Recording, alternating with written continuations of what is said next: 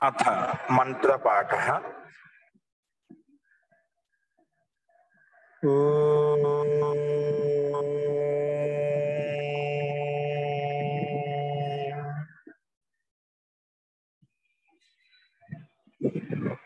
सहना भवतु सहनौ भुनक्तु सह वीर्यं करवावहै तेजस्विनावधीतमस्तु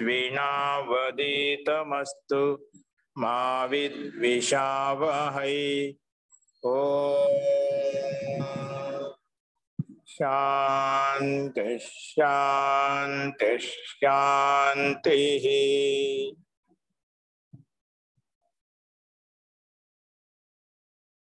सर्वेभ्यो नमः। अंदरिकी नमस्कारम अंడి। మనము ముండకోపనిషత్తులో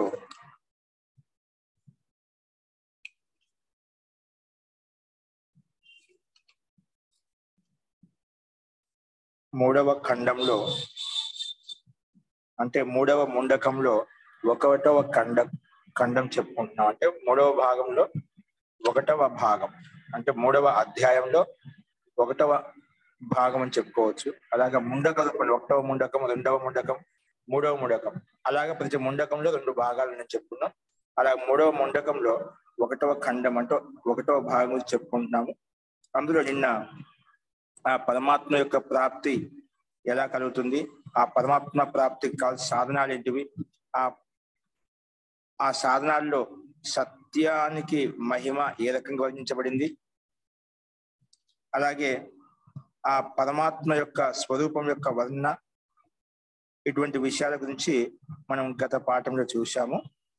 ఇప్పుడు అన్ని చెప్పిన తర్వాత కూడా ఇంకా పైన చెప్పినటువంటి గత సూత్రాల్లో గత పాఠంలో చెప్పినటువంటి సాధనాలతోటి, సాధనలు ముఖ్యంగా మన వచ్చిన సత్యేన లభ్య తపస ఏష ఆత్మ సత్యేన లభ్య తపస ఏష ఆత్మ లభ్య సమ్యక్ జ్ఞానేన ఏష ఆత్మ లభ్య అలాగే బ్రహ్మచర్యేన ఏష ఆత్మ లభ్య అని చెప్పి ముఖ్యంగా 4 సాధనలు చెప్పుకున్నాము.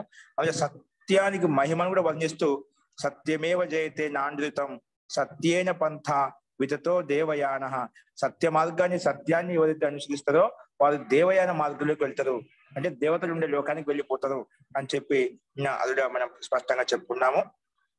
ఆ దేవలోక మార్గం చేత పరమపిత పరమాత్మ ఎక్కడైతే స్థితమై ఉన్నాడో ఆ లోకానికి బ్రహ్మలోకం వైపు ఊర్ధ్వగమనం వైపు వెళ్తాడని చెప్పి మనం గత పాఠం చూసాము.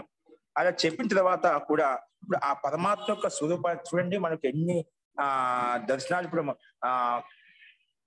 ఈశావాస్యోపనిషత్ దర్శనం నుంచి మొదలుకొని ఇంతవరకు 4-5 దర్శనాలు చూసాం. అన్నిటి కూడా ఆ పరమాత్మ యొక్క స్వరూపాన్ని భిన్న భిన్న రకాలుగా పలు విధాలుగా చెప్తూ ఉన్నామట. చెప్పినదిగా ఎక్కడ చెప్పినా అన్ని కొత్తగా చెప్తున్నామట. ఒక్కొక్క చోట ఒక్కొక్క విషయాన్ని ప్రస్తావిస్తున్నాడు. ముందు కూడా ప్రస్తావించిన ఆత్మ యొక్క స్వరూపాన్ని, ఆ పరమాత్మ యొక్క స్వరూపాన్ని, అలాగే ప్రకృతి యొక్క రచన ఎలా జరిగింది చెప్పిన తర్వాత కూడా మళ్ళీ భిన్న ప్రకారంగా ఇదే ఖండంలో మనం చెప్పుకున్నాం కూడా. అయినా కూడా ఈ మంత్రంలో, ఈ 7వ మంత్రంలో పరమాత్మ యొక్క స్వరూపం ఇంకా ఏ రకంగా ఉంటుంది, మనం పైన చెప్పిన ప్రకారంగా, పైన చెప్పిన సాధనాల ప్రకారంగా మనం తపస్య చేస్తే, బ్రహ్మచర్యపూర్వకంగా ఆచరిస్తే, అలాగే సమ్యక్ జ్ఞానం పొందుతేగిన, అలాగే మనకు సత్యవచనం ద్వారా ఆచరణ చేసినప్పుడు ఎటువంటి ఫల ప్రాప్తి కలుగుతుందో మనం ముందు చెప్పినాము. ఈ సాధన ప్రకారంగా తపస్య చేసినప్పుడు ఆ పరమాత్మ యొక్క స్వరూపం ఏ రకంగా ఉంటుంది, మళ్ళీ కూడా ఆ పరమాత్మ యొక్క స్వరూపాన్ని ఈ మంత్రంలో చెప్పబడింది అనమాట.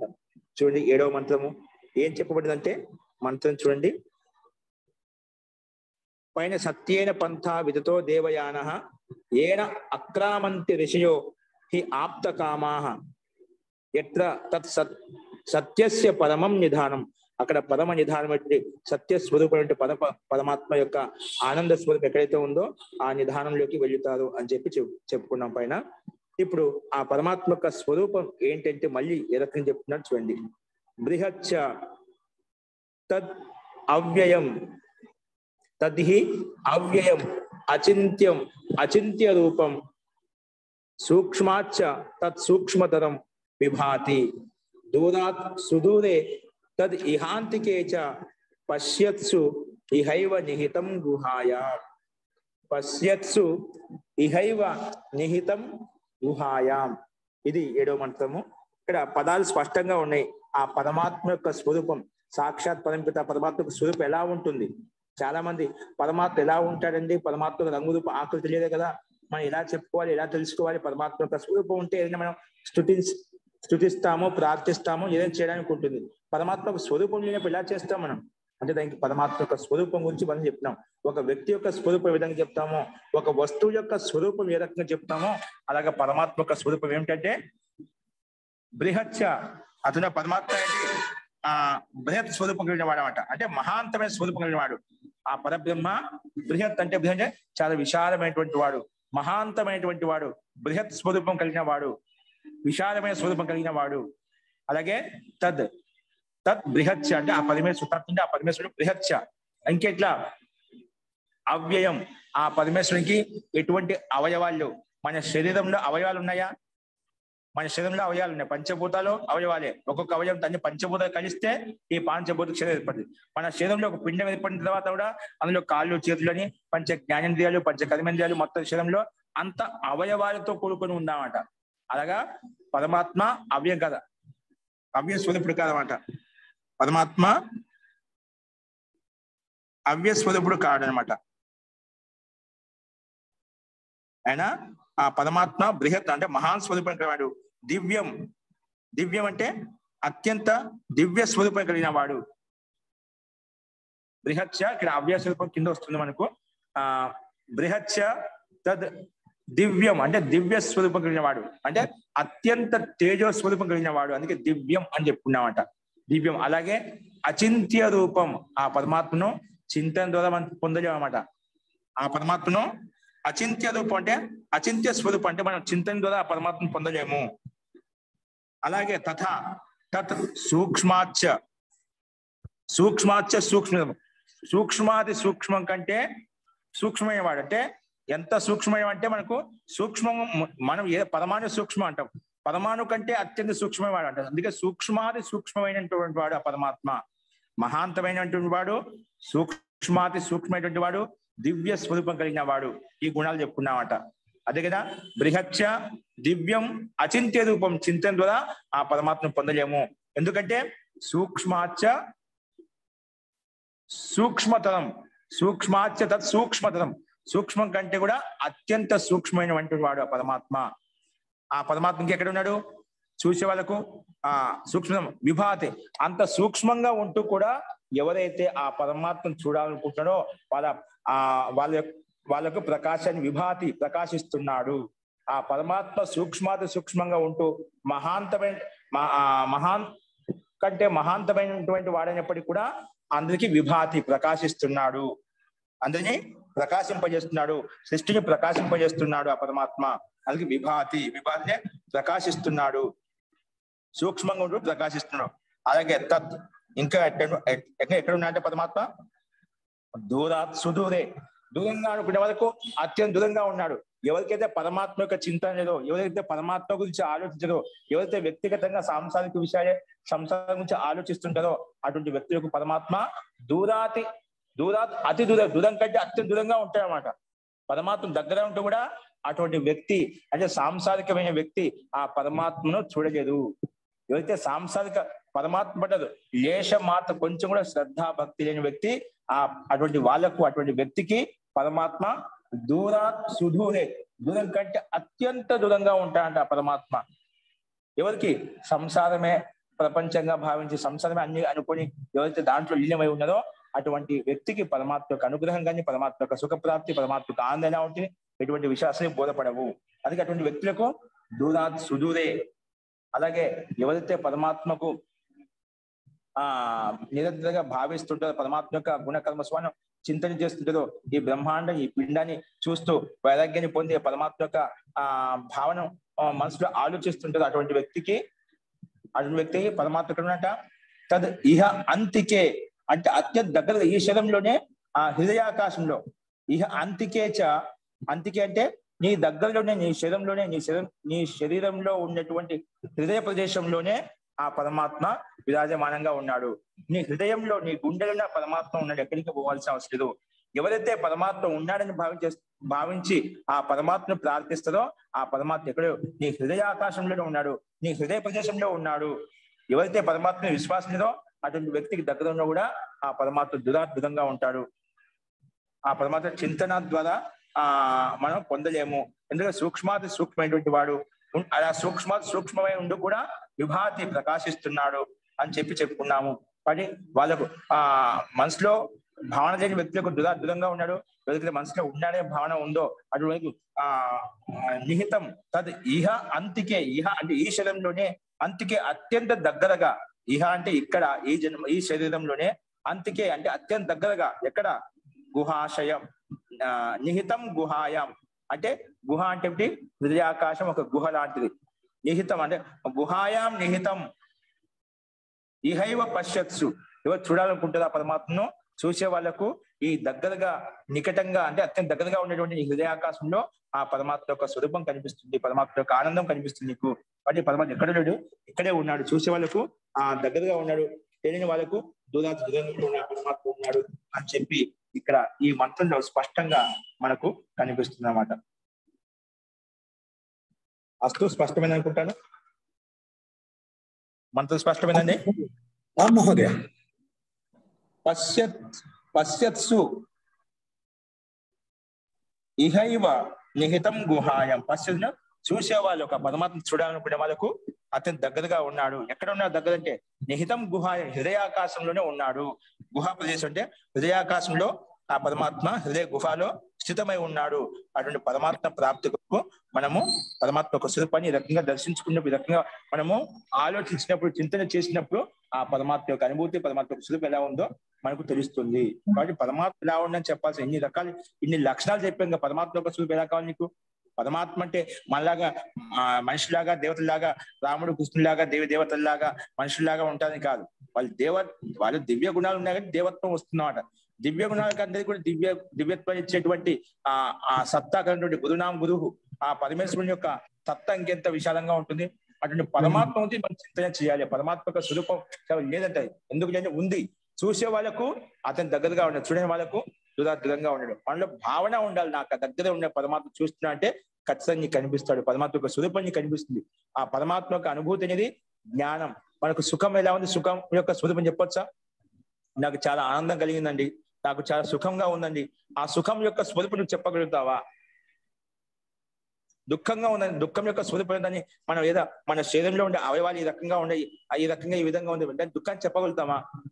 లక్షణం ఆ ముఖాకృతి పరిణామాన్ని చెప్పగలుగుతాం కానీ లోపల దుఃఖం సుఖం మానసికంగా వచ్చేటువంటి దానికి ఒక రూపం అంటూ లేదన్నమాట. అలాగే రూపం లేకపోయినా సుఖానుభూతిని పొందుతున్నామా? రూపం లేకపోయినా దుఃఖానుభూతిని పొందుతున్నామా? గాలి కనిపించడం లేదు, రూపం లేదు, అయినా గాలి పీల్చుకుంటున్నావా? రూపం లేనంత మాత్రాన పరమాత్మ లేడని కాదు, కనిపించినంత మాత్రాన పరమాత్మకు సత్తా లేని కాదు. పరమాత్మ అనుభవ గమ్యమైనటువంటి వాడు, అనుభూతిగా తెలుసుకుంటాము. అందుకే అటువంటి పరమాత్మ యొక్క స్వరూపము ఉంది. అది ఎలా చూడాలనుకునే వ్యక్తుల్లో ఎవరైతే పరమాత్మ చూడాలనుకుంటుందో అటువంటి వ్యక్తికి సూక్ష్మ ఆ పరమేశ్వరుడు అత్యంత దగ్గరగా ఉన్నాడు. గుహాయాం నిహితం, నిహితం గుహాయం అంటే ఆ నిహితం గుహాలనే నిహితమై ఉన్నాడంటే స్థితమై ఉన్నాడు. చూడని వాళ్ళకు దూరంగా ఉన్నాడు. కాబట్టి సూక్ష్మంగా ఉంటూ కూడా పరమాత్మ, మహాంతంగా ఉంటూ కూడా పరమాత్మ అందరినీ ప్రకాశిస్తున్నాడు, ప్రకాశింపజేస్తున్నాడు, స్వయం ప్రకాశిస్తున్నాడు, అందరినీ ప్రకాశిస్తున్నాడు. ప్రకాశింపజేస్తున్నాడు అంటే సమస్త ప్రాణులను, సమస్త బ్రహ్మాండాన్ని ఆయన ప్రకాశింపజేస్తున్నాడు అని ఈ మంత్రంలో స్పష్టంగా మనకు చూస్తున్నాం. అస్తు. ఇంకా పరమాత్మను ఎలా చూడగలుగుతాం, పరమాత్మ ఏ రకంగా ఉంటుంది, ఏ రకంగా మనం పొందగలుగుతాం అనే విషయానికి ఈ 8వ మంత్రంలో కూడా ప్రస్తావిస్తున్నారు. చూడండి,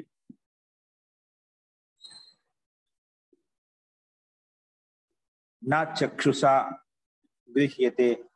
ఆ పరమాత్మను నా చక్షుష గృహ్యతే, మన కళ్ళ ద్వారా ఆ పరమాత్మ గ్రహించలేము. నా చక్షుష గృహ్యతే నాపి వాచ నా అన్యైః దేవైః తపస కర్మణా వా జ్ఞాన ప్రసాదేన విశుద్ధ సత్వ తతస్తు తం పశ్యతే నిష్కలం ధ్యాయమానః. నిష్కలం ధ్యాయమానః. ఇది 8వ మంత్రం అన్నమాట.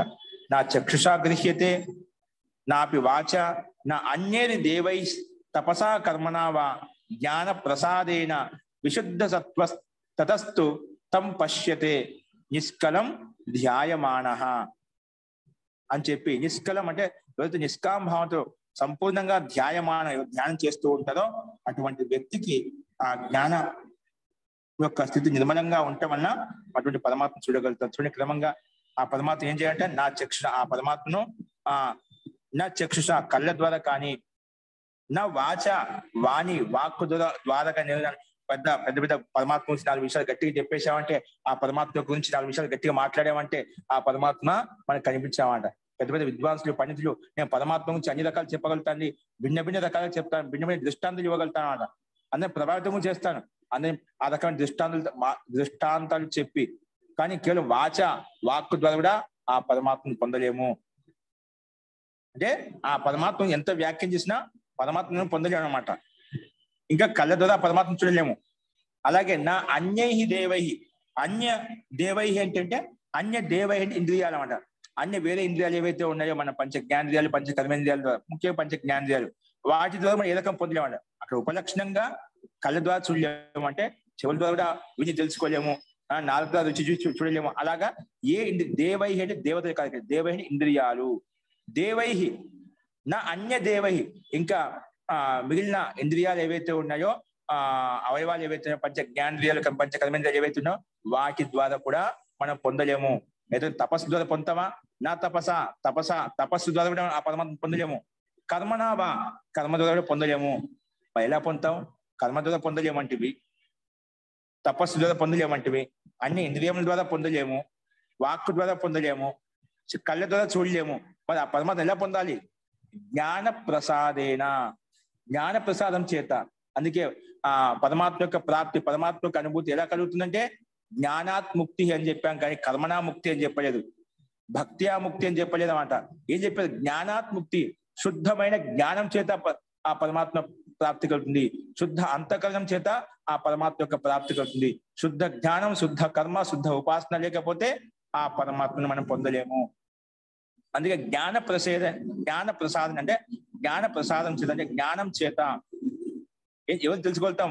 విశుద్ధ సత్వ, విశుద్ధమైనటువంటి నిర్మలమైనటువంటి, ఇంకేదా ఆ జ్ఞాన ప్రసాదం యుక్తం ఉండాలి.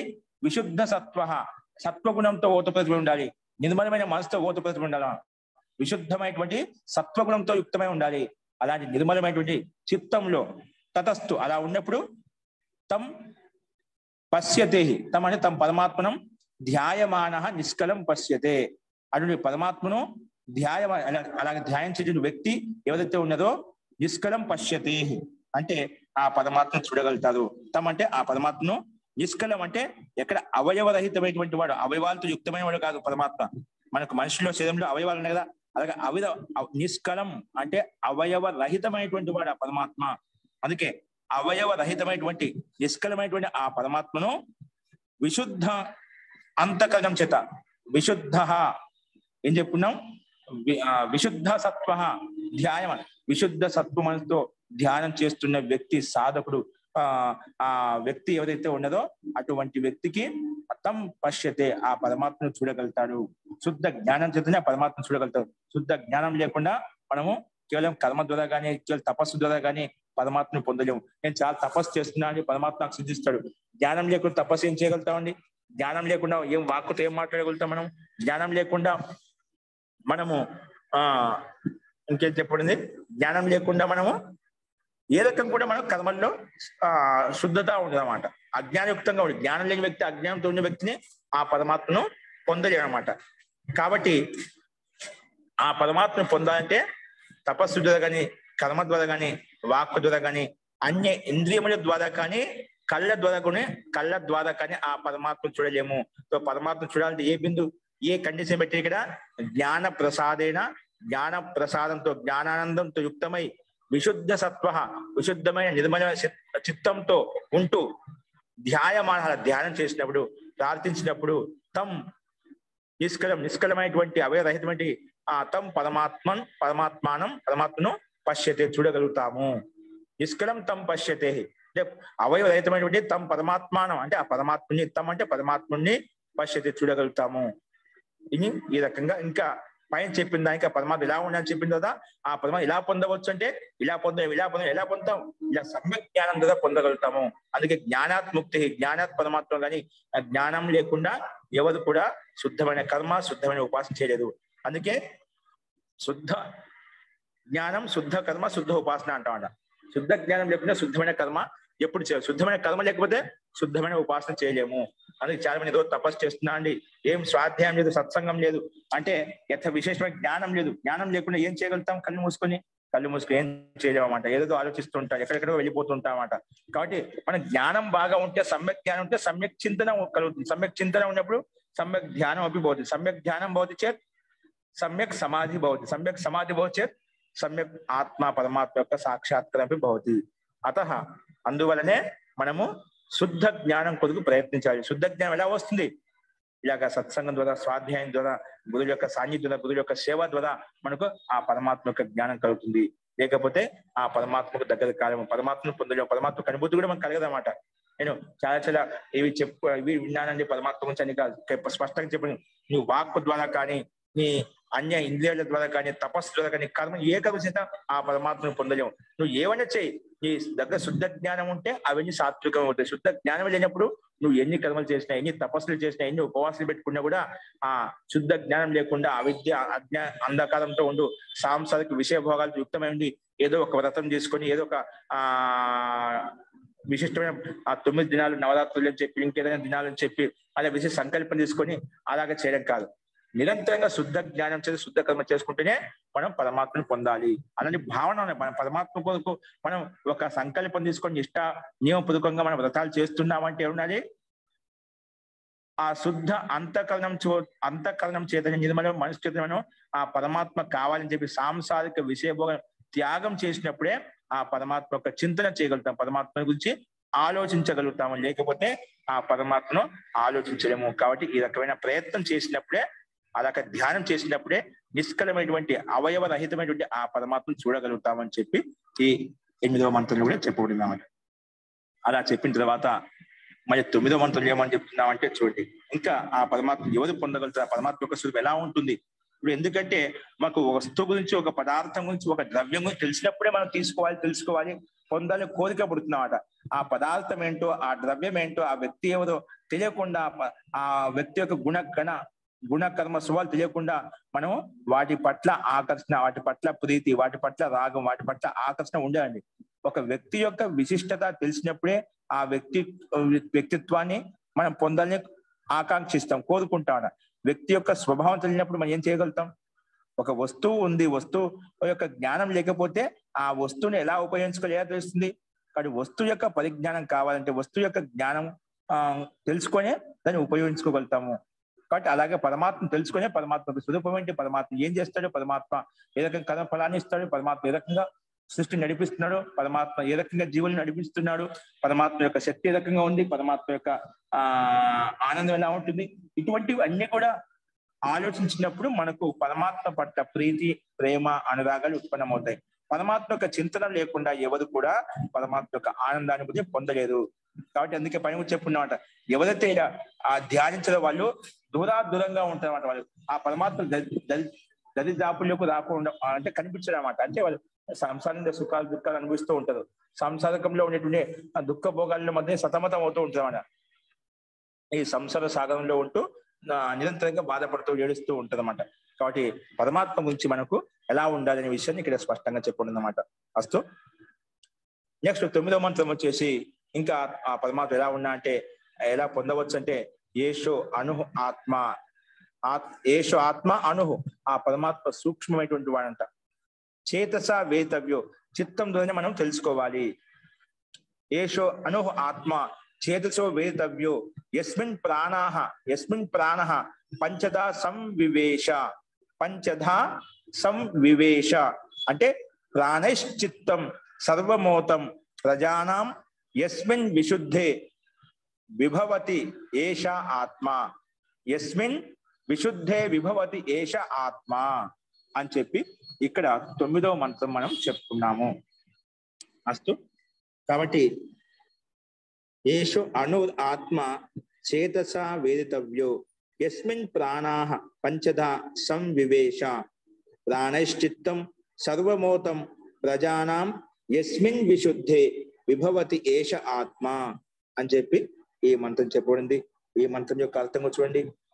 యస్మిన్ అంటే ఎవరిలైతే, పంచధ అంటే ఏ ప్రాణులు అయితే, పంచధ ప్రాణాహ అంటే 5 భాగాలుగా ప్రాణము, అపానము, వ్యానము, ఉదానము, సమానం చెప్పి 5 భాగాలుగా మన శరీరంలో ప్రాణం ఆ రకంగా విభక్తమై ఉంది కదా.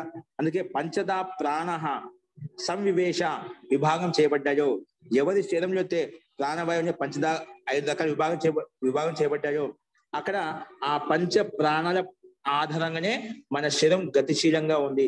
మన శరీరం గతియుక్తంగా ఉండి పనిచేస్తున్నామంట, అన్ని ఇంద్రియాలు పనిచేస్తున్నామంట. అందుకే యస్మిన్ పంచధ ప్రాణః సంవివేశ ఎవరిలో అయితే ఈ పంచ ప్రాణాలు 5 భాగాలు విభాగం చెంది గతిపూర్వకంగా సక్రియంగా నడుస్తుందో ఎవరిలో అయితే, అదే శరీరంలోనే ఏ శరీరంలో అయితే ప్రాణవాయువు 5 రకాలుగా విభాగం చెంది ఏ విధంగా శరీరాన్ని ప్రాణ, అపాన, వ్యాన, ఉదాన, సమాన వాయువులతోటి ఏ విధంగా శరీరాన్ని గతిశీలంగా నడిపిస్తుందో ఆ శరీరంలోనే ఏముందంట, ఏషః అణుః అంటే ఏషః అణుః ఆత్మ, ఆ శరీరంలోనే అనుస్వరూపమైన ఆత్మ కూడా ఉంది. ఏ శరీరంలో అయితే పంచప్రాణాలు సూక్ష్మంగా ఉండు గతిశీలంగా శరీరం నడిపిస్తున్నాయో అదే శరీరంలోనే ఏషః అణుః ఆత్మ, అనుస్వరూపమైన ఆత్మ సూక్ష్మంగా విద్యమానంగా ఉంది. అటువంటి ఆత్మను చేతస వేదితవ్య అంటే మనసు ద్వారా ఆ పరమాత్మను తెలుసుకోవాలి, మనసు ద్వారా ఆ ఆత్మను తెలుసుకోవాలి, జీవాత్మను తెలుసుకోవాలి లేదా పరమాత్మను తెలుసుకోవాలి. చేతస అంటే చిత్తము ద్వారా, అంటే మనసు ద్వారా, చిత్తం అంటే మనసులో ఒకటే, చేతస వేదితవ్య చిత్తం ద్వారా తెలుసుకోవాలి అని చెప్పి ఈ 2 లైన్లు చెప్పుకున్నామంట. చూడు 2 లైను 1 లైన్తో 10 సమాప్తి చేసామట. యస్మిన్ ప్రాణః ఏ వ్యక్తులు యస్మిన్ శరీరే ప్రాణః పంచధా సంవివేశ 5 రకాల విభాగం చెందాయో తద్రైవ అక్కడే ఏష అణుః ఆత్మ చేతస వేదితవ్య అక్కడే ఆ అనుస్వరూపమైన పరమాత్మను, అనుస్వరూపమైన ఆత్మను, జీవాత్మను చిత్తం ద్వారా తెలుసుకోవాలి. ఎందుకంటే ప్రాణశ్చిత్తం సర్వమోతం ప్రజానాం అంటే ప్రజానాం అంటే సమస్త ప్రాణుల యొక్క సంపూర్ణ చిత్తం అయితే ఉండేది. సమస్త ప్రాణులు సమస్త సంపూర్ణమైన చిత్తం అంటే ప్రత్యేక ప్రాణి ప్రత్యేక చిత్తం ఉంటుందన్నమాట. ప్రజానం ప్రజల్లో ఉండే చిత్తం అయితే ఉందో సమస్త ప్రజల్లో ఎవరికైతే చిత్తాలు మన బుద్ధి చిత్త అహంకారాలు ఏవైతే ఉన్నాయో అందుకే ప్రజానాం సర్వమోతం ప్రాణేశ్చిత్తం అంటే సమస్త ప్రజలందరికీ కూడా వాళ్ళ ప్రాణుల్లో చిత్తం ఏదైతే ఉందో అంతా కూడా ఆ పంచ ప్రాణాలతో ఓతప్రోతమై ఉంది. ఏంటి ఆ సమస్త ప్రజల్లో కూడా ఆ ప్రాణాలు సమస్త ప్రాణుల్లో ఓతప్రోతమై ఉన్నాయి. ప్రాణై అంటే ప్రాణాలతోటి అంటే పంచ ప్రాణాలతోటి చిత్తం అనేది మనసు అనేది అంటే సర్వమోతం అంతటా వ్యాపించి ఉంది, అంతటా స్థిరంగా ఉందన్నమాట. అందుకే సమస్త ప్రాణుల యొక్క సంపూర్ణ చిత్తం ఏదైతే ఉందో ప్రాణాలతోటి ఓతప్రోతమై ఉంది. అలాగే యస్మిన్ ఆ శరీరంలోనే అటువంటి శరీరంలోనే విశుద్ధే అంటే అంతఃకరణం విశుద్ధంగా నిర్మలంగా ఉందనుకోండి, ఏష ఆత్మ విభవతి అటువంటి విశుద్ధమైన ఆత్మలో విశుద్ధమైన శరీరంలో ఏష ఆత్మ విభవతి అంటే ప్రకాశిస్తుంది, సమర్థవంతంగా ఉంటుంది, సమర్థవంతంగా మనకు వ్యక్తమవుతుంది, అభివ్యక్తం అవుతుంది అని చెప్పి ఇక్కడ అంటే ఆ చిత్తంలోనే లీనమవుతుంది. అంటే అంతఃకరణం విశుద్ధం, అంతఃకరణం అనేది మన మనస్సు అనేది మన చిత్తం అనేది అంతఃకరణం ఏదైతే ఉందో మన బుద్ధి చిత్త అహంకారం అంటాం కదా, ముఖ్యంగా అందులో మనస్సు అంటే చిత్తం ఏదైతే ఉందో అది విశుద్ధమైనప్పుడే ఈ జీవాత్మ అన్ని రకాలుగా సమర్థవంతం అవుతుంది, తెలుసుకోవడానికి సన్నద్ధమవుతుంది. ఇలా కాకుండా ఇలా మనం ప్రయత్నం చేయకుండా సాంసారిక భోగాల్లో అందుకే ఎవరైతే సాంసారిక విషయ భోగాలు ఏవైతే ఉన్నాయో వాటి పట్ల ముఖం తిప్పుకొని విరక్తుడైపోయి వైరాగ్యం చెంది సాంసారిక విషయాల పట్ల విరాగం చెంది విరక్తిని పొంది కేవలం పరమాత్మ చింతనలో లీనం చేస్తామో యస్మిన్ విశుద్ధే ఏష ఆత్మ విభవతి అంటే యస్మిన్ ఆ పరమాత్మలో విశుద్ధమైన అంతఃకరణంలో ఆ పరమాత్మ స్వరూపంలో ఎప్పుడైతే మనం లీనం చేస్తామో అన్ని సాంసారిక విషయ భోగాలతో విలీనం విరక్తి చెంది వైరాగ్య భావంతో ఆ పరమాత్మ లీనమవుతామో అటువంటి అప్పుడు పరమాత్మ మనకు ప్రాప్తం అవుతాడు. ఎందుకంటే ఒకవేళ నువ్వు అలా కాకుండా నువ్వు భోగాల పట్ల ఆసక్తి చూపించావు నీకు భోగాలే ప్రాప్తం అవుతాయి. ఒకవేళ అలా కాకుండా నీకు సాంసారిక విషయాల పట్ల ఆకాంక్షలు నువ్వు కర్మలు చేసావనుకోండి, సాంసారిక విషయాలను మనసులో పెట్టుకుని నువ్వు కర్మలు చేసావనుకోండి, ఆ సాంసారిక విషయ భోగాలు నీకు ఖచ్చితంగా కలుగుతాయి. కలగకుండా నువ్వు దేని గురించి చింతన చేశావో, మనన చేశావో, ఏది ధ్యాస చేశామో, ఏది కావాలని కోరుకున్నావో అదే నీకు మనసులో సిద్ధిస్తుంది. సాంసారిక విషయ భోగాలు కావాలన్నా అవి సిద్ధిస్తాయి. అది వద్దు నాకు పరమాత్మ కావాలంటే పరమాత్మకు సిద్ధి కలుగుతుంది. నువ్వు ఏది కావాలంటే ఏది కోరుకుంటే అదంతా కూడా నీ చేతుల్లోనే ఉంది. అందుకే మనహ ఏవ మనుష్యానాం బంధ మోక్షయో, ఈ మనసే నేను బంధనం వైపు తీసుకోవాలన్నా, ఈ మనసే మోక్షం వైపు తీసుకోవాలన్నా ఈ మనసే కారణం. కాబట్టి అది మనము సాంసారిక విషయాలను త్యాగం చేసి పరమాత్మ ఏం చేసినప్పుడు ఆ పరమాత్మ యొక్క ప్రాప్తి కలుగుతుంది. సాంసారిక విషయాలు ఓతప్రతమై సాంసారిక విషయాల గురించి ఆలోచించినప్పుడు రాగ అంటే మనలో ఉండే కోరికలు, ఆకాంక్షలు, ఇష్టాలు ఏవైతే ఉన్నాయో అవి ఏదైనా కావచ్చు, రాగం కావచ్చు, ఏదైనా మనకి మనోకామనకు యుక్తమై ఉన్నటువంటి కామన ఏదైతే ఉందో దాన్ని ఆశిస్తూ మనం కర్మలు చేస్తున్నాం అనుకోండి, పరమాత్మ నువ్వు మనోకామన పూర్వకంగా ప్రయత్నం చేసేవాటి అది కూడా సాంసారిక విషయభోగాలు సిద్ధిస్తాయి. అది కూడా వద్దును. కర్మకు ఫలితం ఉంటుంది. నువ్వు ఏ కర్మ చేసినా పుణ్యకర్మ చేస్తే పుణ్యఫలం ఉంటే, పాపకర్మ చేస్తే పాపఫలం ఉంటుంది. కర్మకు ఖచ్చితంగా సంస్కారం ఉంటుంది, ఖచ్చితంగా ఆ ప్రారంభం ఏర్పడుతుంది. పరమాత్మ ఏది కోరుకుంటే అది ఇవ్వడానికి సిద్ధంగా ఉన్నాడు. తప్పు చేసినా తప్పుకు అనుగుణంగా దానికి దండించి నీకు ఆ రకంగా నీకు కర్మ ఫలితాన్ని ఇవ్వడానికి, దుఃఖాన్ని ఇవ్వడానికి, మనం చేసిన కర్మానుగుణంగానే ఫలాన్ని ఇవ్వడానికి సిద్ధంగా ఉన్నాయన్నమాట. కాబట్టి పరమాత్మ చేతిలో ఏం లేదు. మనం చేసే కర్మను బట్టి పరమాత్మ ఎలా కోరుకుంటే, ఎలా మనం ధ్యానం చేస్తే, ఏ రకంగా ప్రయత్నం చేస్తే ఆ ప్రయత్నానుగుణంగా ఆ కర్మ ఫలాన్ని మన చేతిలో తీసుకొచ్చి పెడతామంట. కాబట్టి ఈ రకం కూడా మనకు స్పష్టంగా ఇక్కడ ఏం చెప్పకూడదంటే ఆ పరమాత్మ విశుద్ధమైన మనసుతో మనం స్వీకరించినప్పుడే, ప్రార్థించినప్పుడే మనకు ఆ జీవాత్మక ఆ శక్తి లభిస్తుంది చెప్పి ఈ మంత్రంలో కూడా మనం ప్రస్తావించుకున్నామట. కాబట్టి యస్మిన్ పంచదా ప్రాణాః సంవివేశ ఏష అను ఆత్మ చేతస వేదితవ్యః ప్రజానాం సర్వం చిత్తం, ప్రజల యొక్క సమస్త చిత్తం అయితే ఉందో, సంపూర్ణ చిత్తాలు ఏవైతే ప్రాణాలతోటి ఓతప్రోతమై ఉన్నాయి, వ్యాపించి ఉన్నాయి. అందుకే యస్మిన్ విశుద్ధే అంటే ఏ అంతఃకరణ యొక్క విశుద్ధం, ఎవరి యొక్క అంతక విశుద్ధమైందో, యస్మిన్ విశుద్ధే అంటే ఏ మనిషిలో, ఏ మానవుడిలో, యస్మిన్ విశుద్ధే ఎవరిలో అయితే ఏ విశుద్ధ మనసుతో లీనమైపోయాము అంటే ఆ పరమాత్మ లీనమైపోయామో, ఎవరి మనసు అయితే విశుద్ధంగా నిర్మలంగా పవిత్రమై ఉందో అటువంటి వ్యక్తికి ఏష ఆత్మ విభవతి, ప్రకాశిస్తాడు, సమర్థవంతుడే అభివ్యక్తమవుతాడు అని చెప్పి ఇక్కడ ఈ మంత్రంలో చెప్పుకుంటున్నమాట.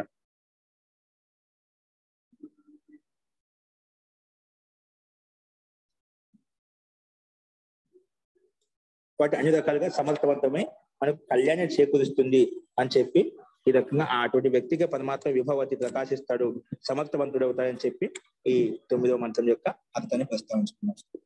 ఇప్పుడు ఈ 3వ ముండకంలో 1వ ఖండంలో అంతిమ మంత్రం ఏం చెప్పుకున్నాం అంటే ఆ పరమాత్మ గురించి, ఇంకా పరమాత్మ ఎలా పొందవచ్చు అంటే పరమాత్మ యొక్క స్వరూపం ఎలా ఉంటుంది అనే విషయాన్ని ఇంకా క్లుప్తంగా వివరించి చెప్తున్నా. ఇక్కడ మనం ఏ రకం కోరుకుంటే ఆ రకమైన ఫల ప్రాప్తి ఉంటుంది.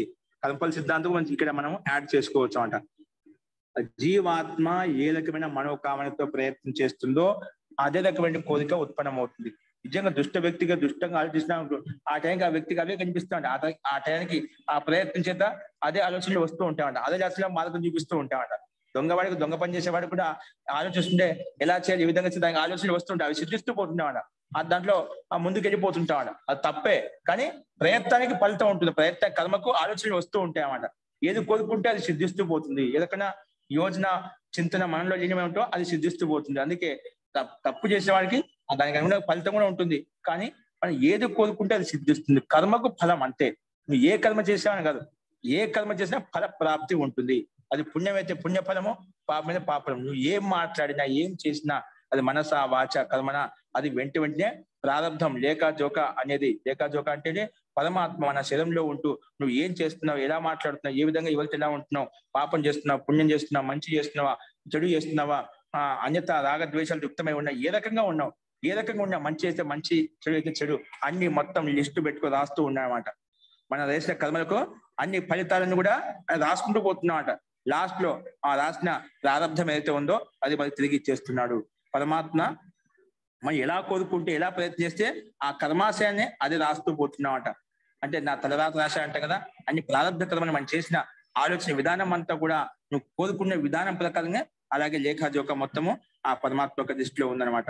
అందుకే ఎం లోక మనసా సంవిభాతి. చూడు, మనిషి జీవాత్మ ఎం లోక మనసా సంవిభాతి విశుద్ధ సత్వ కామయతే యాంశ్చ కామాన్ తం లోకం జయతే తాంశ్చ కామాన్ తస్మాత్ ఆత్మజం హి అర్చయేత్ భూతి కామ. భూతి కామ అంటే ఐశ్వర్య కామన, ఐశ్వర్యం కోరుకునే వ్యక్తి. ఐశ్వర్యం మంచిగా ఐశ్వర్యం కావచ్చు, సాంసారిక ఐశ్వర్యం కావచ్చు, ఏదేం కావచ్చు. రెండు ఐశ్వర్యాలే, ఒకటి సాంసారిక ఐశ్వర్యం ఉంది, ఒకటి పరమాత్మ యొక్క ఐశ్వర్యం ఉంది. సో భూతి కామ అంటే ఐశ్వర్యం కావాలని వ్యక్తి అయితే భూతి కామ అంటే, భూతి అంటే ఐశ్వర్యం, భూతి కావాలంటే ఐశ్వర్యం కావాలని వ్యక్తి ఎలా ఉండాలంట, అలా పూజించాలి, అలా సత్కరించాలి. ఏ రకంగా సత్కరించాలి? ఆత్మజం అంటే ఆత్మ జ్ఞానంతో యుక్తమైపోయి మొత్తంగా క్రమంగా చూస్తేనే ఎం లోక మనసా సంవిభాతి అంటే విశుద్ధ సత్వ అంటే విశుద్ధ అంతఃకరణంతో యుక్తమైన మనసులు ఏవైతే ఉన్నారో, విశుద్ధమైనటువంటి నిర్మలమైన మనసుతో యుక్తమైన మనసులు ఏవైతే ఉన్నారో, విశుద్ధ సత్వ విశుద్ధత కలిగినటువంటి మనిషి, విశుద్ధత కలిగినటువంటి సాధకుడు ఏదైతే ఉన్నదో, ఎం లోకం ఏ లోకాన్ని కోరుకుంటున్నావో, ఎం లోకం మనసా సంవిభాతి నువ్వు మనసులో చింతన చేస్తున్నావో, నువ్వు ఏ లోకాన్ని వెళ్ళాలనుకుంటున్నావు, ఋతులోకంలో గంధర్వ లోకంలో వెళ్ళాను, లేకపోతే అంతరిక్ష లోకం వెళ్ళాలనుకుంటున్నావు, అంటే లోకం అంటే తాత్వం లోకంలో నుండి విషయాల పట్ల, లోకంలో నుండి కోరికల పట్ల, ఏ లోకంలో ఉండేటువంటి విషయాలను ఆకర్షిస్తున్నావు. ఎం లోకం సంవిభాతి నువ్వు చింతన చేస్తున్నావు, ఏ లోకం గురించి నువ్వు మనసుతో చింతన చేస్తున్నావో. చూడు, మనసుతో చేస్తున్నావు ఇక్కడ మనం, అంటే ముందు మనసుతో చేసినామంటే అది వాక్కులోకి వస్తుంది, వాక్కులో చేసామంటే అది శరీరంలో కూడా వస్తున్నామట. అందుకే ఎం లోకం మనసా సంవిభాతి, మనసు ద్వారా నువ్వు చింతన చేస్తున్నావో, ఆలోచిస్తున్నావో. అలాగే తథా యాన్ కామాన్ కామైతే ఏ కామనలను, ఏ కోరికలైతే ఇష్టపడుతున్నావో నువ్వు మనసుతో ఆలోచిస్తున్నావు, అలాగే కోరుకుంటున్నావట. ఏమేం కావాలి నాకు?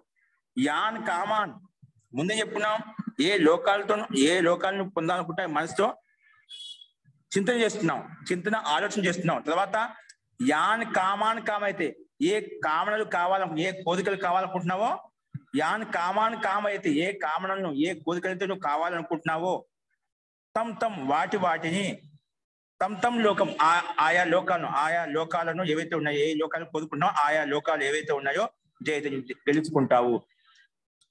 యాన్ కామాన్ కామయతే తం లోకం జయతే నువ్వు ఏ లోకాలను కోరుకుంటావు ఆ లోకాలు జయించుకుంటావు.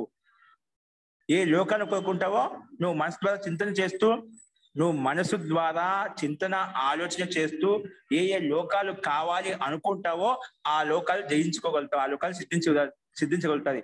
అది వ్యక్తి మీద నిర్భరమై ఉంటుంది. ఆ వ్యక్తి ఎటువంటి కర్మలు చేస్తున్నాడు, ఎటువంటి కర్మల ద్వారా ఆ కామన కోరుకుంటాడు. ఏదో ఒకటి ప్రతి ఒక్కరికి ఏదో ఒక ఉద్దేశం ఉంటుంది, ఏదో ఒకటి లక్ష్యం ఉంటుంది అన్నమాట.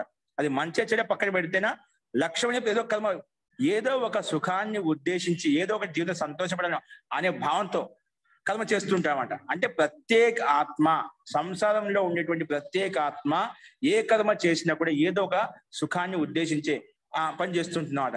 ఇక్కడ ఈ రకంగా ఏ ఆత్మ అయితే మనసులో ఏ లోకాలకు వెళ్ళాలని చెప్పి మనసులో ఆలోచిస్తూ ఏ కోరికలతో కోరుకుంటుందో ఆయా కోరికల అనుగుణంగా ఆయా లోకాలు గెలుచుకుంటాడు. అది సంసారంలో కోరుకుంటే సాంసారిక విషయాన్ని గెలుచుకుంటాడు. అలాగే స్వర్గం గురించి ఆలోచిస్తే స్వర్గలోకాన్ని పొందగలుగుతాడు. నువ్వు ఎలా కోరుకుంటే అలా ఆ లోకాన్ని గెలుచుకుంటాడు. తం లోకం జయతి ఆయా లోకాన్ని గెలుచుకుంటాడు. ఇంకా తాన్ కామాన్ అంటే ఆ కామాలను, ఆ భోగాలను పొందులేత. తాన్ కామాన్ అంటే ఇచ్చితమైన భోగాలు ఏవైతే కోరుకున్నావో తాన్ కామాన్ తం లోకం తాన్ కామాంచ జయతే ఏ లోకాలను కోరుకున్నా ఆయా లోకాల్లో వాటిలో ఉండేటువంటి కోరికలను అన్ని పొందగలుగుతాడు. క్రియాపదం ఇక్కడ కలుపుకోవాలి. తాన్ కామాంచ ఆ ఇచ్చితమైన వస్తువులు, పదార్థాలు, కోరికలు ఏవైతుందో వాటిని గెలుచుకుంటాడు. అందుకే తస్మాత్ భూతి కామ, ఐశ్వర్యం కావాలని వ్యక్తి మనసులో ఏదైతే ఉన్నదో ఆత్మజ్యం అంటే శరీరం కంటే భిన్నం, శరీరం కంటే భిన్నమైన ఆత్మను, శరీరం కంటే భిన్నమైన ఆత్మ పరమాత్మ జీవాత్మను అర్చయేత్. కాబట్టి మనము సాంసారిక బుద్ధులు కాకుండా శరీరం కంటే భిన్నమైన జీవాత్మ పరమాత్మ ఏదైతే ఉందో ఆ పరమాత్మను పొందడం కొరకు మనం ప్రయత్నం చేయాలి అని చెప్పి ఇక్కడ ఈ మంత్రంలో చెప్పున్నాం. అందుకే భూతికామ ఐశ్వర్యానికి పొందాలనే కోరిక, అంటే ఐశ్వర్యం పరమాత్మ యొక్క ఐశ్వర్యం పొందాలనే కోరిక కలిగిన వ్యక్తి ఏదైతే ఉన్నదో ఆత్మజ్యం అంటే ఆత్మ కంటే భిన్నమైనటువంటి శరీరం కంటే భిన్నమైనటువంటి ఆత్మ ఏదైతే ఉందో ఆ ఆత్మతత్వాన్ని పొందడం కొరకు అది సేవా పూజ కది అంటే వాటిని దానికి నిరంతరం సేవించు, పూజించు, దానికోసం ప్రయత్నం చెయ్యి అని చెప్పి. అంటే నువ్వు ఏ లోకాలను కోరుకుంటే ఆ లోకాలు ఉత్పన్నం అవుతున్నాయి జయించుకున్నావు, అలాగే నువ్వు శరీరం కంటే భిన్నమైన ఆత్మత్వం అయితే ఉందో ఆత్మతత్వాన్ని పొందడం కొరకు నువ్వు నువ్వు ఐశ్వర్యం నిజంగా కోరుకుంటున్నావు, నువ్వు నిజంగా ఆనందాన్ని కోరుకుంటున్నావు, నిజంగా పరమాత్మను కోరుకుంటున్నావు, నిజంగా నువ్వు మోక్షాన్ని కోరుకుంటున్నావు అంటే ఏ లోకాలకు వెళ్తే కోరుకొని ఏ రకంగా ప్రయత్నం చేస్తే ఆ లోకాలు మనకు సిద్ధిస్తున్నాయో అలాగే నువ్వు పరమాత్మను కావాలని కోరుకొని నువ్వు ప్రయత్నం చేసినప్పుడు పరమాత్మకు సిద్ధుడా అనివార్యంగా కలుగుతుంది, దాని సందేహమే లేదు. ఎవరికైనా కర్మకు ఫలితం ఉంటుంది, ఎవరికైనా నువ్వు చేసిన కర్మకు ఫలితం అవశ్యంగా ఉంటుంది. కాబట్టి మనము ఆ పరమాత్మ కావాలనే భావంతో ఆ పరమాత్మ యొక్క ఐశ్వర్యం కావాలనే భావంతో మనం ప్రయత్నం చేసినప్పుడు ఆ పరమాత్మ యొక్క ప్రాప్తి, పరమాత్మ యొక్క ఆనందం, పరమాత్మ యొక్క అనుభూతి కలుగుతుందని చెప్పి ఇక్కడ స్పష్టంగా ఆత్మజ్యం అర్చయత్ ఆత్మ శరీరం కంటే భిన్నమైన ఆత్మస్వరూపమైన జీవాత్మను అర్చించు, సేవించు, పూజించు అని చెప్పి ఇక్కడ మనం చెప్పుకున్నామట. ఎందుకంటే జో ఆత్మకి పూజిస్తాడు, పరమాత్మను పూజిస్తాడు, అటువంటి వ్యక్తి తన ఆత్మ కళ్యాణం చేసుకోగలుగుతాడో అంటే ఇతరుల కళ్యాణం చేయగలుగుతాడు. ఎవరైతే పరమాత్మకి ప్రీతితో యుక్తమై ఉంటాడో అది స్వయం తన ఆత్మ కళ్యాణం చేసుకోగలుగుతాడు, అలాగే ఇతరుల యొక్క కళ్యాణం కూడా చేస్తాడు. ఒక యోగి, ఒక సాధకుడు ఆత్మ కళ్యాణం చూసుకోడు, తన ఆత్మ కళ్యాణంతో ఇతరుల యొక్క కళ్యాణాన్ని కూడా చూస్తాడు. ముందుగా ఇతరుల కళ్యాణంతోనే ఆత్మ కళ్యాణం అవుతుందని భావిస్తామట. అందుకే అటువంటి వ్యక్తి ఖాళీగా ఉండనమాట. అందుకే ఇతరుల యొక్క కళ్యాణం కూడా కావాలి, ఇతరుల యొక్క సుఖ ప్రాప్తి కూడా కలగాలి, ఇతరులకు సంతోషం కూడా కలగాలని భావనతోనే ప్రయత్నం చేస్తాడట. ఆత్మ కళ్యాణం చేసుకునే వ్యక్తి పరాత్మన అంటే ఇతరుల యొక్క ఆత్మ కళ్యాణం కూడా చేయగలుగుతాడు. ఆ శక్తి, సామర్థ్యం ఆ వ్యక్తికి లభిస్తుంది. ఎవరైతే పరమాత్మ పట్ల ప్రీతి ఉండి కర్మలు చేసి ఆ పరమాత్మ యొక్క ఐశ్వర్యం, పరమాత్మ యొక్క భూతి అంటే పరమాత్మ యొక్క ఐశ్వర్య ప్రాప్తి కొరకు ప్రయత్నం చేస్తాడో అటువంటి వ్యక్తి ఆత్మ కళ్యాణంతో పాటు ఆ ఇతరుల యొక్క కళ్యాణం కూడా చేయగలుగుతాడు. ఆ శక్తి సామర్థ్యం వస్తుంది అని చెప్పి ఇక్కడ స్పష్టంగా. అలాగే ఇంకోటి ఏంటంటే ఎవరైతే ఇతరులు కావాలనుకుంటున్నారో, ఇతరులు కోరుకుంటున్నారో అటువంటి వ్యక్తి వాళ్ళని ఆశీర్వదిస్తామట. సంవత్సరాలు ఎంతో మంది గురువుల దగ్గర వెళ్తూ ఉంటామట. నాకు ఇది కావాలనుకుంటున్నాం అంటే నీకు ఆ పని అవుతుందని చెప్పి ఆశీర్వదిస్తూ ఉంటామట. అంటే ఆశీర్వదిస్తుంటే వాళ్ళ యోగ్యతానుగుణంగా, వాళ్ళ యొక్క కర్మానుగుణంగా, వాళ్ళు ఉండే శక్తి అనుసారంగా, వాళ్ళు ఉండే బుద్ధి అనుసారంగా వాళ్ళకు ఆ రకంగా మనోకామన సిద్ధించాలని చెప్పి మనం చెప్తూ ఉంటాం. ఆశీర్వదిస్తుంటా అంటే అదొక చెప్తూ ఉంటామట. అంటే అదొక కోరుకుంటామట. ఎవరైతే ఆత్మ కళ్యాణం చేసుకునే వ్యక్తి ఇతరులు కూడా అలా జరగాలి, ఇతరులు కూడా ఆ విధంగా జీవనం ముందుకు వెళ్ళాలి, ఆనందమయం కావాలని చెప్పి ఆ పరమాత్మ ఆ జీవాత్మ అంటే ఆ సాధకుడు ఇతరుల యొక్క కళ్యాణం చేరుకుంటాడు. మంచి కలగాలి, మంచి జ్ఞానం కలగాలి, మంచి బుద్ధి కలగాలి, అలాగే మోక్ష ప్రాప్తి కలగాలి, పరమాత్మ యొక్క ఆనందం కలగాలని చెప్పి కోరుకుంటాడు. ఎవరు? సాధకుడు. ఎవరైతే ఆ పరమాత్మను లక్ష్యంగా పెట్టుకుని ప్రయత్నం చేస్తున్నటువంటి వ్యక్తికి అటువంటి శక్తి, అటువంటి బుద్ధి, అటువంటి ఆ సాత్వికత ఉత్పన్నం అవుతుంది. అందుకే అటువంటి వ్యక్తికి ఎవరైతే అటువంటి ఆత్మ అంటే శరీరం కంటే భిన్నమైన ఆత్మతత్వం కొరకు ప్రయత్నం చేసిన సాధకుడు ఎవరైతే ఉన్నారో అంతఃకరణం విశుద్ధంగా ఎవరికైతే ఉందో, అంతఃకరణం విశుద్ధంగా ఉండి నిర్మలంగా ఉండేటువంటి వివేకి పురుషుడు ఎవరైతే ఉన్నారో అటువంటి వివేక పురుషుడిని, ఆ విద్వాంసుడు, అటువంటి పండితుడిని మనం సత్కరించాలి, సేవించాలి, పూజించాలి. ఎవరి యొక్క మనసు నిర్మలంగా, శుద్ధంగా, పవిత్రంగా ఉందో అటువంటి వివేకమైనటువంటి వ్యక్తిని, అటువంటి గురువులను, అటువంటి ఆచరణను మనం నిరంతరంగా ఎవరైనా కానీ ఆదరించి సత్కరించాలన్నమాట.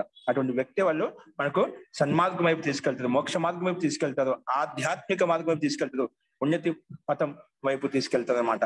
కాబట్టి అటువంటి వ్యక్తికి మనం ఆదరించాలి. ఎందుకంటే చెప్తుందా, అటువంటి వ్యక్తి ఆత్మ కళ్యాణంతో పాటు ఇతర కళ్యాణం చేకూరుస్తాడు. కాబట్టి అటువంటి వివేకశీలి వ్యక్తిని, పరమాత్మ పట్ల ప్రీతి కలిగిన వ్యక్తిని, అటువంటి వ్యక్తికి ఆదరించి సత్కరించి వారికి సేవ చేసినప్పుడు, వారి సాన్నిధ్యం పొందినప్పుడు ఆ పరమాత్మ కళ్యాణం కలుగుతుంది.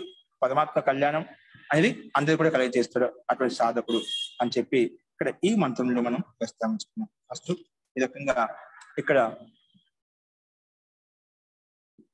అందుకే ఎం లోకం మనసా సంవిభాతి విశుద్ధ సత్వ, విశుద్ధం సత్వం అంటే విశుద్ధ మనసుతో యుక్తమైనటువంటి సాత్వికత కలిగిన వ్యక్తి యాన్ కామయతి, ఏ కామాన్ని కోరుకుంటాడో తాన్ యాన్ష కామాన్ కామయతి, ఏ కామాన్ని కోరుకుంటాడో తమ్ లోకం తాన్ష కామాన్ జయతే, ఆయా లోకాలను ఆ కామనలను గెలుచుకుంటాడు. అందుకే తస్మాత్ ఆత్మజ్యం హి అర్చయేత్ అంటే అందుకే తస్మాత్ ఆత్మజ్యం హి అర్చయేత్ భూతి కామః అలాగే భూతి ఐశ్వర్యం కావాలని వ్యక్తి ఆత్మజ్య పురుషుడు అంటే ఆత్మ వివేకి పురుషుడు ఎవరైతే ఉన్నారో వారిని పూజించండి, వారిని సేవించండి, వారిని సత్కరించండి.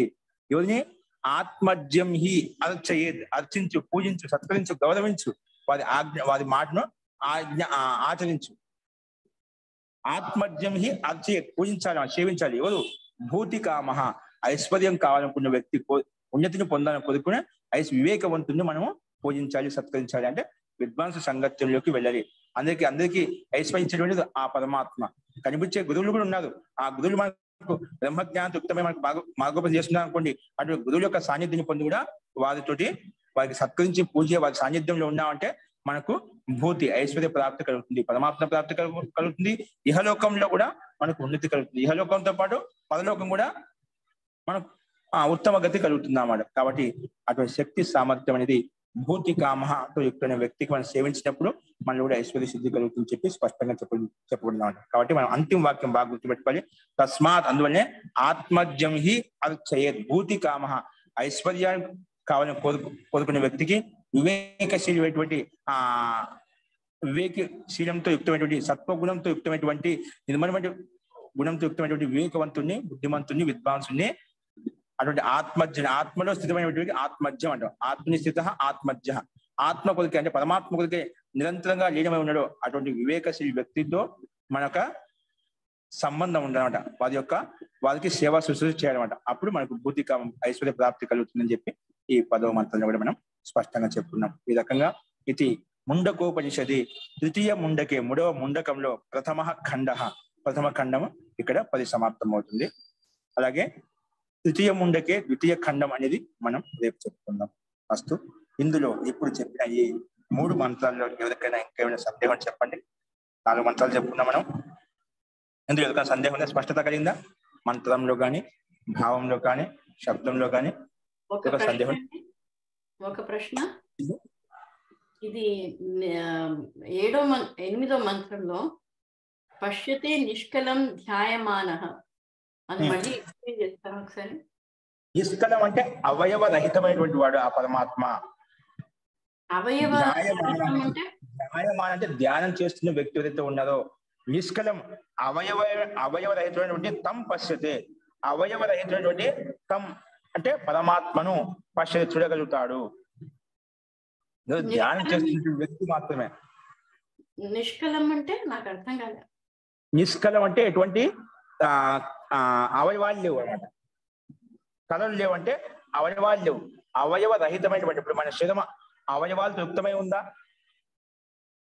మన శరీరం అవయవాలతో అటువంటి అవయవాలు లేనటువంటి వాడు, అఖండమైనటువంటి వాడు ఆ పరమాత్మ. ఖండాలతో యుక్తమైనటువంటి వాడు. ఒక శరీరానికి అవయవాలు ఉన్నాయి, మన దేవతలకు అవయవాలు ఉన్నాయి. దేవతలకు అవయవాలు లేవా?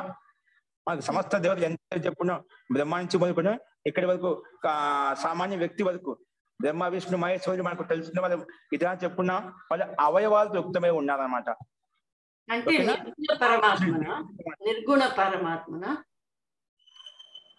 నిర్గుణ ఆకారం అనేటువంటి వాడు నిర్గుణ పరమాత్మ. నిర్గుణాలు ఉన్నాయి, సగుణాలు ఉన్నాయన్నమాట. నిర్గుణాలు అంటే ఏమిటి? దుష్ట గుణాలు ఏవైతే వాటిలో రహితమైన వాడు. సగుణాలు ఏవైతే ఉన్నాయో సగుణాహంగా చెప్పుకుంటామట.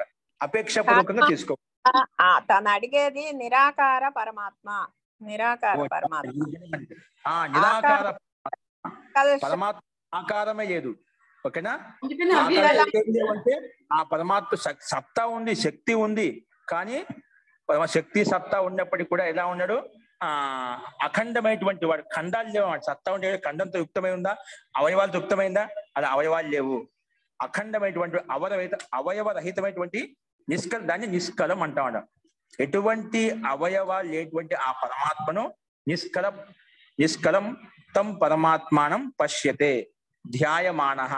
ధ్యానం చేస్తున్న వ్యక్తి, నిరంతరం ధ్యానం లేనటువంటి వ్యక్తి నిష్కలమైనటువంటి అంటే అవయవ రహితమైనటువంటి ఆ పరమేశ్వరుని పొందగలుగుతాడు, ఆ పరమేశ్వరుని దర్శించుకోగలుగుతాడు. అవయవ రహితమైనటువంటి పురుషుడిని ధ్యాయమాన అంటే ఎవరైతే అలాంటి ధ్యానం చేస్తున్నటువంటి వ్యక్తులు ఎవరైతే, ఒక్క వ్యక్తి విశేషం కాదు, ఎవరు ధ్యానం చేస్తారో అటువంటి వ్యక్తే నిష్కలమైనటువంటి పరమాత్మను పొందగలుగుతారు. లేకుంటే లేదనమాట. అంటే అవయవ రహితమైన పరమాత్మని పొందుతాడు అని అర్థమైంది. దీన్ని బట్టి ఏమవుతుంది, ధ్యానం చేసిన వ్యక్తి ఇప్పుడు దేవతలు ఎంత మనం బ్రహ్మ విష్ణు అంటున్నారా, మనం అందుకే ముందు శ్లోకం చెప్పుకున్నా, ముందు మంత్రం నువ్వు ఎలాగైతే నువ్వు కోరుకుంటా అలాగే సిద్ధిస్తున్నావు అట. కొంత చాలా మంది దేవతలను మనసులో పెట్టుకొని పూజిస్తుంటాం, అందుకే వాళ్ళకి కళల రూపంలో మనం అనుభూతిని పొందుతూ ఉంటాం. ఒక్కొక్కసారి మనం అది నువ్వు పరమాత్మ లక్ష్యం పెట్టావంటే అప్పుడు అవయవ విశేషం. ఎందుకంటే నీకు పరమాత్మ పట్ల దృష్టి ఉండాలి, దేవతల పట్ల కాదు. దేవతలు మనకు మార్గదర్శకులు, నిమిత్త మాత్రులు అన్నమాట. దేవతలంతా కూడా మనకు జ్ఞానాన్ని ఇచ్చి ఇలా వెళ్ళు అని చెప్పి వాళ్ళు అన్నమాట. వాళ్ళు నీకు ఆ శక్తిని ఇవ్వాలన్నమాట. గురువులు మనకు ప్రత్యక్షంగా మన ఎదురుగా ఉన్నప్పుడు వాళ్ళు చెప్పిన జ్ఞానం ఏదైతే ఉందో, మనకు వాళ్ళు బోధించే జ్ఞానం ఏదైతే ఉందో, వాళ్ళు చెప్పిన మార్గాలు ఏవైతే ఉందో వాటిని ఆచరిస్తూ పోతే మనం ఆ పరమాత్మను పొందగలుగుతాము.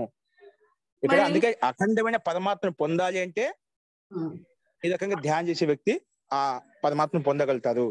అర్థమైంది. కానీ ఇక్కడ తపస్స నా చక్షుష గృహ్యతే నాపి వాచ నాణ్య దేవైస్తపసా కర్మణవా.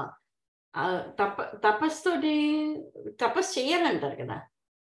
అవును, మరి ఇక్కడ తపస్సుతోటి కూడా మనం పొందలేమంటున్నారు కదా. తపస్సు చేసి పొందలేమంటే తాత్పర్యం ఇక్కడ ఆ తపస్సు జ్ఞానపూర్వకంగా ఉండాలి. తాత్పర్యం శుద్ధమైన జ్ఞానం ఉండాలి. శుద్ధమైన తపస్సు చేస్తాను. శుద్ధమైన జ్ఞానం లేకపోతే తపస్సు ఏం చేస్తావు? నేను రోజు తపస్సు చేస్తున్నాను, ఏదో వ్రతం పెట్టుకున్నాను, ఉపవాసం ఉంటున్నాను. మిగతా ఆలోచన ఎలా ఉండాలి? ఉపవాసంలో ఉన్న తర్వాత అప్పుడు మానసిక ఆలోచన విధానం ఎలా ఉండాలి? విచారణ శక్తి ఎలా ఉండాలి? ఏం ఆలోచించాలి? మన వ్యవహారం ఎలా ఉండాలి? సమస్త ప్రాణుల పట్ల మన వ్యవహారం ఏ విధంగా ఉండాలి? అవినప్పుడు శుద్ధ జ్ఞానం ఉన్నప్పుడు వాళ్ళ తపస్సు కరెక్ట్ చేయగలుగుతావు, లోక వ్యవహారం సరిగా చేయగలుగుతామంట, అందరితో సమాన భావంతో ఉండగలుగుతామంట, రాగద్వేషాలు లేకుండా ఉండగలుగుతామంట.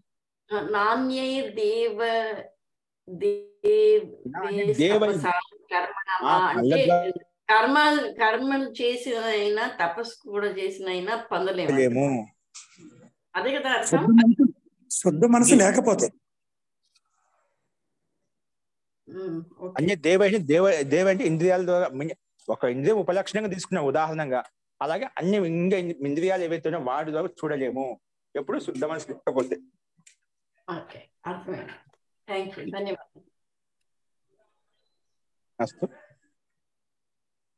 అన్నిటికీ ముఖ్యంగా అందుకే జ్ఞానాత్ముక్తి, అందుకే జ్ఞానం ఉండాలి. జ్ఞానం ఉంటేనే మనం కర్మ సరిగా చేయగలుగుతాం. జ్ఞానం లేకుండా మనము ఆ పరమాత్మను తెలుసుకోకుండా మనం ఒక ఉచితమైనటువంటి వ్యవహారం చేయలేము అన్నమాట.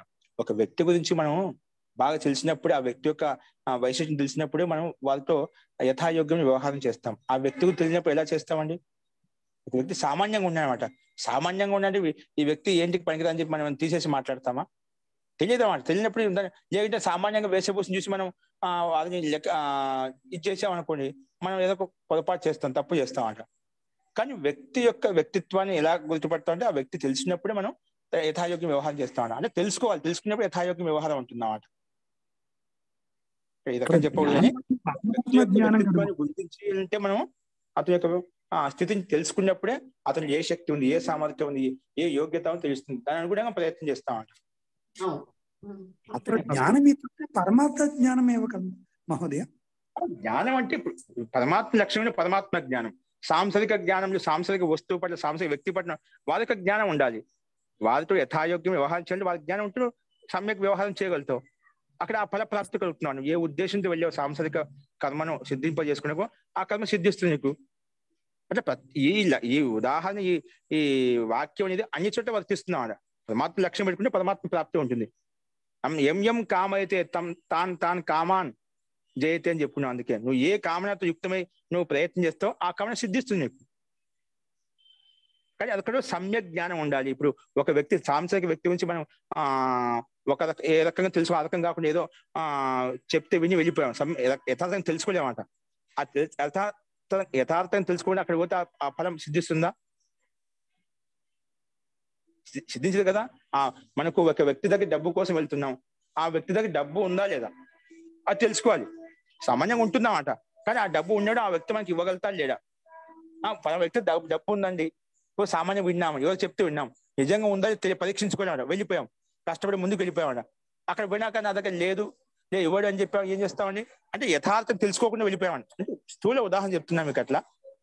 అట్లా మనం ఆ వ్యక్తి యొక్క వ్యక్తిత్వం తెలుసుకోకుండా మనకు దానివల్ల ఫలప్రాప్తి కలుగుతుందా లేదని తెలుసుకోకుండా ముందుకు వెళ్ళామంటే ఏమవుతుంది? మనకి ఆ ఫలప్రాప్తి కలగదు. అంతే ఉండాలి కదా, అది ఉందా కదా.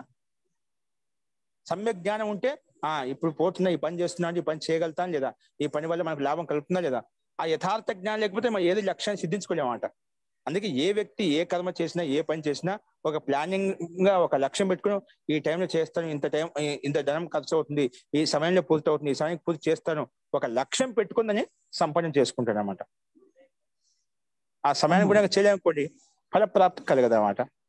యథార్థ జ్ఞానం వస్తువు పట్ల వ్యక్తి పట్ల ఏదైనా కానీ ఏది తెలుసుకోవాలన్నా ఏది కావాలనుకున్నా ఆ వస్తువు ఆ వ్యక్తి ఆ పదార్థం పట్ల యథార్థమైన సమ్యక్ జ్ఞానం ఉంటేనే అది మనకు ఉత్తమ ఫలితాన్ని ఇస్తుంది అని తాత్పర్యం. అస్తు మహోదయ, వ్యవహారలోకే యత్ర రూపం ఆకారం అవయవ స్వరూపం అస్తి తత్రైవ వయం ధ్యానం కర్తుం శక్నుమః కిల మహోదయ.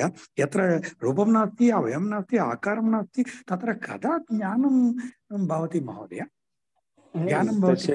మనము అదే కదండి, ఆ పరమాత్మ మహాంతే మహాంతమైన వ్యక్తి, సూక్ష్మ వ్యక్తి ఎవరైతే మనసులో భావించి మనం ఆ పరమాత్మ నాలో ఉండని భావించి నువ్వు చూస్తే ఆ పరమాత్మ వాళ్ళకి కనిపిస్తామంట. లేదు ఎలా చూస్తావంటే అందుకే దానికి అంతర్ముఖంగా మనం ఆ పరమాత్మ ఉన్నాడు నమ్మకం. పరమాత్మ ఎలా అని చెప్పి దాంట్లో సందేహించాల్సిన అవసరం లేదు. పరమాత్మ ఉన్నాడు, నేను చేస్తున్నా అంతే. పరమాత్మ అనేది సందేహించడానికి వస్తువు కాదు, పరమాత్మ స్వీకరించేటువంటి వస్తువు అన్నమాట. ఉన్నాడు అంతే, దాని వికల్పం ఉండకూడదు అన్నమాట. పరమాత్మ నాలో ఉన్నాడు అన్నమాట. అనుభూతి ద్వారా తెలుస్తుంది. సుఖానుభూతి తెలుస్తుందా? సుఖం ఎలా ఉంది? సుఖం లేదండి, నాకు సుఖం ఎలా వస్తుంది చెప్తూ, ఈ వస్తున్నానా నువ్వు ఈ రకం చేసి నీకు సుఖం వస్తుంది చెప్పావు. నువ్వు చూసావు సుఖాన్ని? సుఖం కోసం ప్రయత్నం చేయలేదా? నువ్వు ప్రయత్నం చేయడం లేదా? మనము నువ్వు పని చేయదు దుఃఖం వస్తుంది చెప్తాం, ఆ పని చేస్తే దాన్ని దుఃఖపడుతున్నావా? ఆ దుఃఖం అని చెప్పి వదిలేస్తున్నావా? దుఃఖాన్ని చూడలేదు, సుఖాన్ని చూడలేదు. కానీ ఎలా చెప్తే పెద్దలు చెప్తే ఈ పని చేస్తే సుఖం వస్తుంది, ఈ పని చేస్తే దుఃఖం వస్తుంది చెప్తే ఆ పని చేస్తున్నాం మనం. ఆ సుఖం ఎలా చూసావా? సుఖం చూడలేదు, దుఃఖం చూడలేదు. ఎలా మనం ఎందుకు ప్రయత్నం చేస్తున్నాం? ఎలా చేయాలి మహోదయం ఎలా చెప్తాం మనం? ఏదైనా కూడా అదే అనుభూతి ద్వారా తెలుస్తుంది. అది ప్రత్యక్షంగా కర్మ చేసినప్పుడు సుఖానుభూతి ఇలా ఉంటుంది, దుఃఖానుభూతి ఇలా ఉంటుంది.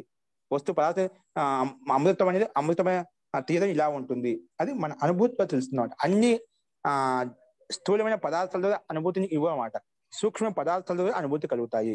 ఇది విషయం అన్నమాట. అస్తు అస్తు మహోదయ, అస్తు మహోదయ, బహు సమ్యక్ వదతి మహోదయ.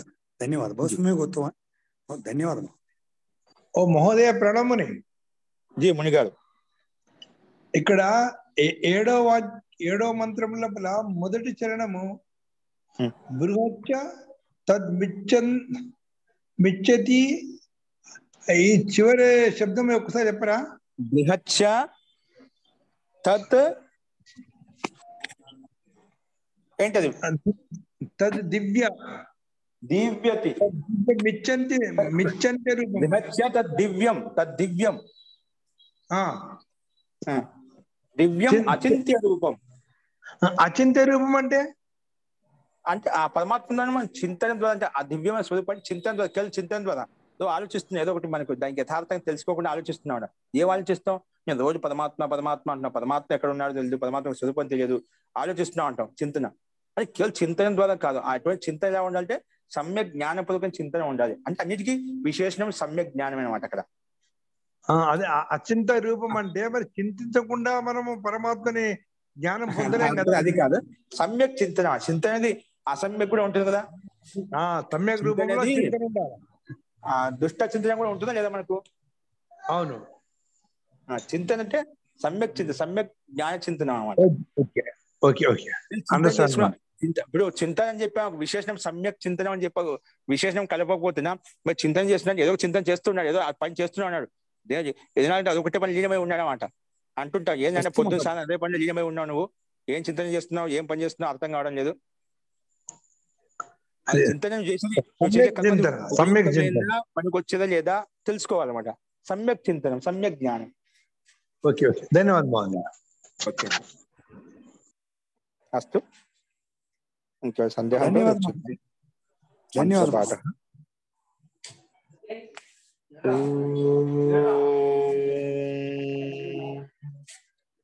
సర్వే భవంతు సుఖినః, సర్వే సంతు నిరామయాః, సర్వే భద్రాణి పశ్యంతు, మా కశ్చిత్ దుఃఖభాగ్ భవేత్.